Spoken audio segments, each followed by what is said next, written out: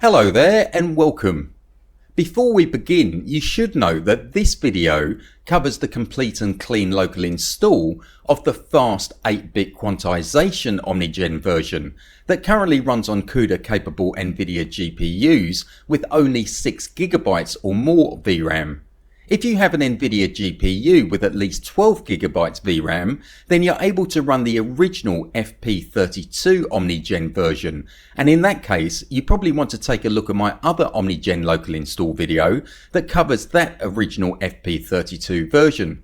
I'll leave the link to that video in the description below for you. Of course, even if you do have a 12GB or more GPU, you can also run this fast 8-bit quantization OmniGen version shown in this video if you're looking for much faster generation times with minimal image generation quality loss. The choice is yours. It's worth pointing out that this fast 8-bit quantization OmniGen version doesn't use a different FP8 model. It uses the same original FP32 15.5GB one. However, it converts the model's weights to 8-bit integers instead of 32-bit floating point, which vastly reduces memory requirements and generation times, and in reality this has minimal impact on the quality of the final image. OmniGen is completely free, open source, and can be installed locally with unlimited private use, which makes it a no-brainer to install and use.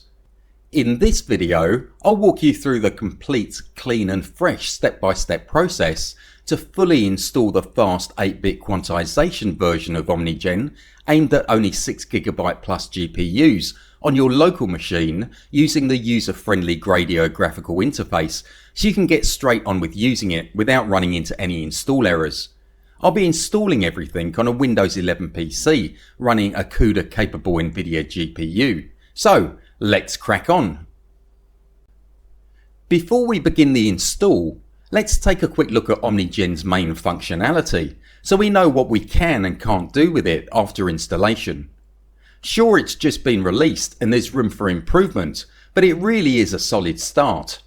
I honestly believe text prompt based image and photo editing and manipulation is the way forward. OmniGen has common image generation capability. It can process various image generation tasks, including image generation, image editing, ControlNet-based image conditional generation, and a lot more. OmniGen can tackle classical vision tasks. It's able to process some classical computer vision tasks, such as deblur, derain, inpainting, human pose estimation, and depth estimation. OmniGen has flexible and controllable image generation built in. You can generate images from text, edit parts of the generated images, generate redraws based on the human poses in the generated images, and extract objects from another image to integrate into the new image. OmniGen has referring expression generation capability. You can input multiple images and use simple general language to refer to the objects within those images. OmniGen can automatically recognize the necessary objects in each image and generate new images based on them.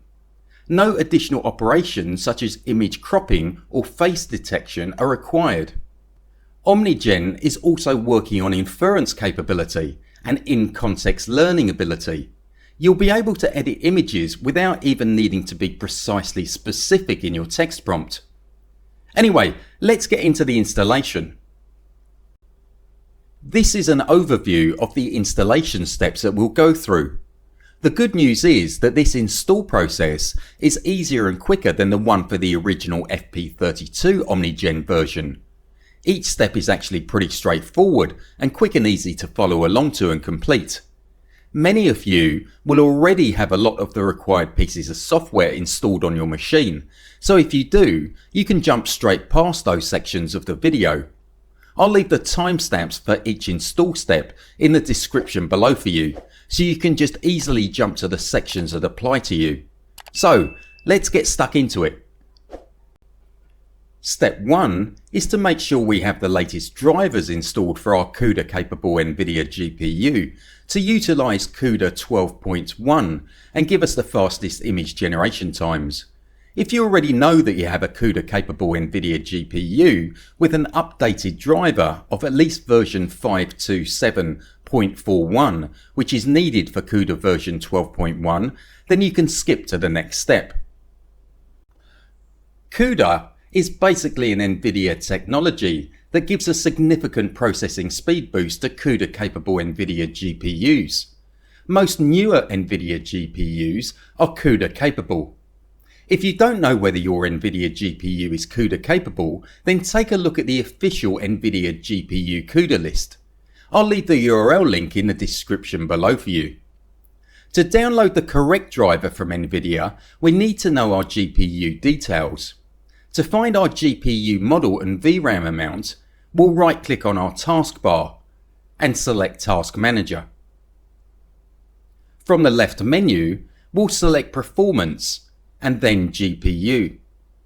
In the top right hand corner, we can see that I have an NVIDIA GeForce RTX 3070, and if we look down at the bottom of the window where it says dedicated GPU memory, we can see that I have 8GB of GPU VRAM. Ignore the 16GB GPU memory, that's a shared memory number. You should make a mental note of your GPU model as you'll need it later. Let's find, download and install the latest drivers for our GPU. We'll open the NVIDIA drivers download page in our browser. I'll leave the URL link in the description below for you. This is where we'll need to select our GPU model that we made a mental note of previously. Let me select mine, GeForce RTX 30 series, GeForce RTX 3070. For operating system, I'm running 64-bit Windows 11, so I'll select Windows 11. I'll leave the default US English language and click Find. There's two types of NVIDIA drivers available. A game-ready driver, which is best for gaming, offering priority gaming support and speedy fixes. Then there's the studio driver, aimed at content creators, offering a focus on stability and quality. I'll select the Game Ready driver by clicking on its View button because I like to have all the latest bug fixes and speed improvements. The download page for my specific driver will open, showing the driver details, including the driver version. We just click the Download button. On the Save As window, I'll save the file in the root of my E drive, then click Save. The file will take a little while to download. Once the file has finished downloading, we'll navigate to my E drive. In here, we can see the downloaded driver.exe file. We'll double click this file to begin the installation process. If a "Do you want this app to make changes to your device" warning window pops up, we'll click the Yes button. The installation process first needs to extract the required files. We'll click OK to confirm the default extraction location and extract the required files. All these files will be auto-deleted after installation. Once all the files have been extracted, the first installation window will pop up. Here, we have the choice to either install the NVIDIA driver and the GeForce Experience, or just the NVIDIA driver. The GeForce Experience adds additional functionality and auto checks for driver updates in the future. I don't need the additional bloat, so I'll select to install only the driver. Then we'll click the Agree and Continue button. On the next install window, we have the choice between an Express or Custom install. The main difference between the two options is that the Express option retains our current NVIDIA settings, and the Custom option allows us to reset all settings during install. We'll select the Express option and then click Next to start the installation, which will take a bit of time. Eventually, a message will be shown saying that NVIDIA installer has finished. We'll click the Close button. Let's have a quick check to make sure the correct NVIDIA drivers have been installed correctly. We'll show our desktop. We'll right click on our desktop and select Show More Options, then select NVIDIA Control Panel. If a license agreement confirmation window appears, we'll just click the Agree and Continue button to accept the terms. On the opening NVIDIA control panel window, our driver version and GPU will be shown. Everything looks good. We can close the window. OK, that's the latest NVIDIA drivers installed. On to the next step. Step 2 is to install Git, so we can copy the OmniGen files to our computer in the next step, and use Git to run future updates automatically if needed. If you already have Git installed, then you can skip to the next step. We'll open the Git download page in our browser. I'll leave the URL link in the description below for you. I'm running a 64-bit version of Windows, so we'll click on the Windows link. The download for Windows page will open. Then we want the standalone installer, so we'll click on the 64-bit Git for Windows setup file link. On the Save As window, I'll save the file in the root of my E drive. Then click Save. Once the file has finished downloading, we'll navigate to my E drive. In here, we can see the downloaded git.exe file. We'll double click this file to begin the installation process. If a "Do you want this app to make changes to your device" warning window pops up, we'll click the Yes button. Then we'll click the Next button on the next setup windows to accept the default installation settings. On the last setup window, we'll click the Install button to start the installation process. The installation won't take very long. Once the installation has completed, the completion window will be shown. We'll untick the View Release Notes checkbox and click the Finish button. OK, that's Git installed. On to the next step. Step 3 is to download all the OmniGen files to our computer by cloning the new Gen AI OmniGen GitHub repository using Git. I want to install OmniGen in the root of my E drive, so we'll navigate there. Then we'll click into the address bar and type in cmd and press enter. This will open the command prompt in this location. We'll be using a few bits of syntax as we proceed, so I'll leave all of them in the description below for you to just copy and paste, and I'll put the specific syntax reference on the screen so you can find the correct syntax for that step super easily. Anyway, at the prompt, we'll copy and paste in syntax 1 to clone the new Gen AI OmniGen GitHub repository. Then we press enter. It'll take a little while to download all the files. Once cloning is completed, the prompt will return to the starting prompt state. We can now close the command prompt window. If we go into my E drive, we can see a new OmniGen parent folder, and if we go into this folder, we can see all the folders and files that were downloaded to our computer. OK, that's OmniGen cloned. On to the next step. Step 4 is to install Miniconda, which we'll use to create an OmniGen virtual environment in the next step. You could just download and install Python and use that for creating a virtual environment, but Conda is more robust and offers other capabilities that we'll utilise. Although this step in the creation and use of a virtual environment is technically optional, it's certainly good practice and highly recommended to keep everything for OmniGen segregated and prevent any issues with any other software we have installed on our computer. If you already have any version of Miniconda or Conda installed, then you can skip this step. We'll open the Miniconda download page in our browser. I'll leave the URL link in the description below for you. We'll scroll down a bit to the latest Miniconda installer links section. This is the latest version of Miniconda that comes bundled with the latest version of Python. We won't actually be using this base Python version 3.12 at all. Instead, when we create virtual environments, we'll follow best practices and create them with specific versions of Python that we choose, which Miniconda allows us to do seamlessly. The advantage of using this latest Miniconda version is that it has all the latest bug fixes and improvements contained, so the Conda functionality is better for our purposes. Anyway, I'm running Windows, so we'll click on the Miniconda 3 Windows 64-bit file link. On the Save As window, I'll save the file in the root of my E drive. Then click Save. Once the file has finished downloading, we'll navigate to my E drive. In here, we can see the downloaded Miniconda3.exe file. We'll double click this file to begin the installation process. We'll just click Next on the first setup window. I agree on the next window. On the next install type window, we'll leave it at the recommended default to install for just me, and click Next.